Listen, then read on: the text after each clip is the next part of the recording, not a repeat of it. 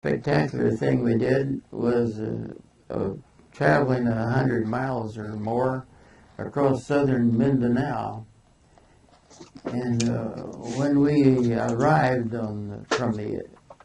from the west coast to the east coast, the Japanese commander there was totally surprised because our radio was saying we were in furious combat on the beach and we had no resistance at all on the beach. And we all just laughed and laughed. But he believed it. And when we showed up, he was in trouble. The time period from your landing on up until General MacArthur came, what was that? Was he there pretty soon after the landing? Yes, he was. I think it was about 10 o'clock in the morning. And so it was a good thing for the propaganda, because the people, that is what it takes for people like that. The same is true in Japan itself. I might tell you about the tree burst we had one night. We were out, and how long do we do this for anyway? Another... How are we coming on time? We have 5 minutes. Oh, well, people always think that war is all blood and thunder, and it really isn't. There's a lot of times that go on where nothing happens, and you have a lot of fun, a lot of jokes and things. But this time, north of the city of Davao, my battalion, it's about 600 to 700 men, were in a perimeter. The men were dug in all around the circle, and the medics and the headquarters were in the middle. Midnight, everything quiet. And all at once, I was sound asleep. All at once, I was awakened. A big shell had gone off in a tree above us. That woke me up. Dirt was falling all around me. Soldier not 20 feet away had his head blown off. This was very harassing. Then they brought me very young soldier. I didn't look like he was more than 18. Both hands were blown off.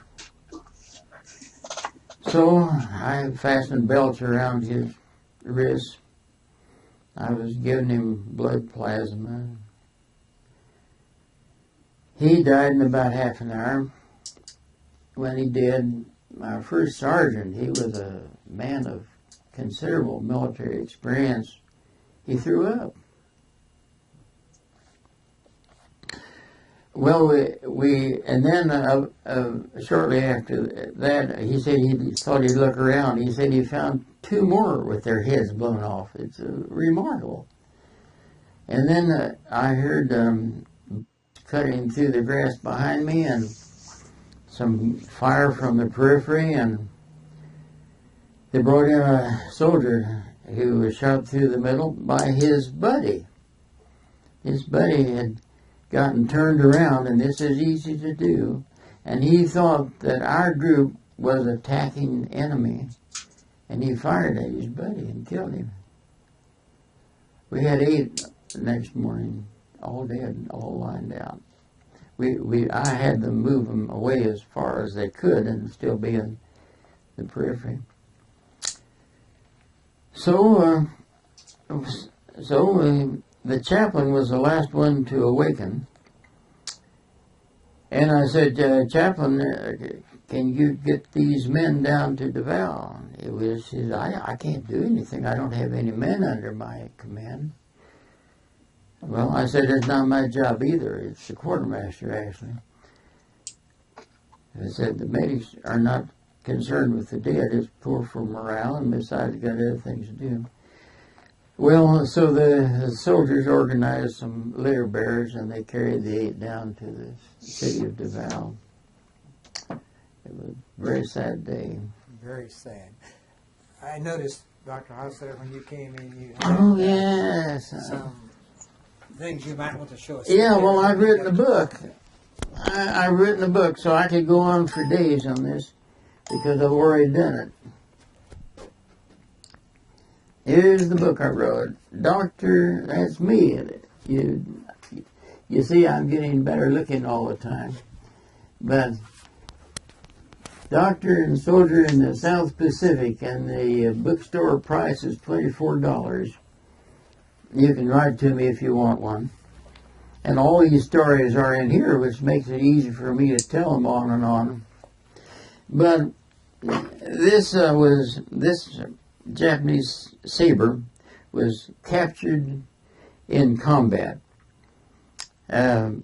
Lieutenant and his platoon of about 15 to 20 men went out looking for the enemy, and they came across about 20 of them in a rice field harvesting rice because they were starving.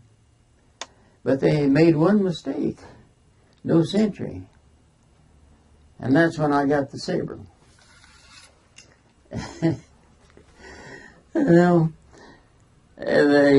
He came back. He couldn't keep it himself. Which man in his platoon could he give it to? So he gave it to me. And there was blood on it. I said, "How did you get blood on it?" He said, "Well, we were coming back and we found a snake and we killed the snake." But this was a Japanese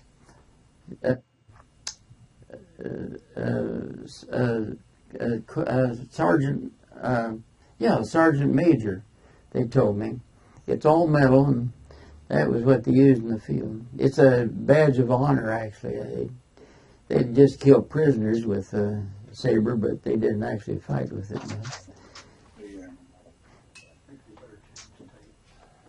There you go. Are we through? We can go on some more with another they were on the couch. Well, I stuck them on the key ring. See, I've got a whole itchy nose. Excuse me. Go right ahead if you would like. Well, You what should other put something on there. anecdote If you do can't like get to that hear? Oxford thing back on there, put something on there that's big. Oh, yes, I will. That, Well, you know, if you when I was them or with you the hospital duty, leave them around, it's easier while I to was see 'em. visiting a different hospital, and I met a nurse there. And we were sitting out on the ground and under the palm trees. The wind was blowing gently, and it was everything like you might think about Hawaii. It was very romantic. And after visiting a while, I told her about my 2-year-old son back home, and then she confided to me that she was thinking of marrying one of the doctors in her hospital. And what did I think of the idea? And the very same scene is in South Pacific. And there's, in this case, the lieutenant, in the same uniform that we were wearing. And she asked him the same question. And he gave the same answer. He thought times were too unsettled. Oh, she would. So when I saw the play, I was amazed and said, I've been there. The relation with nurses was always very good, and a lot of stories you hear may sometimes be true, but are usually not. Then I always had only the greatest respect, but I very seldom served with any nurses, just a few weeks. But I had the greatest respect for them. When they sent me to that hospital, they said, well, here are your tents, 2 tents, 26 men in each tent, but there were no soldiers there, nobody there. And the next day, 26 men came in each tent, and it was utter chaos. And I was trying to interview them, and this is a very lengthy thing in psychiatric cases. And so I tried to get everybody on some kind of medication. I had a pretty good idea about medications at the time. And I had a ward boy, and he'd walk up and down. And of course, he was not really under my command, because I was just visiting there. So I couldn't order him around much. But he was up and down. He said, who wants the blue pills? Who wants the yellow pills? And terrible. But this went on for 2 days, and here comes a nurse. Thank goodness. She was older than the rest of us. I think she was about 35. Very sensible. And she took a paper cup and put the medications for the day in the paper cup, just like they do in hospitals. I had never occurred to me that I could do that. But she did. Now, the men treated her with very courtly type of respect. And when she was around, they were on their best behavior. So that was experience with nurses who I admire very much. When we first got to New Guinea, why, my collecting company was thrown in with a kind of field hospital.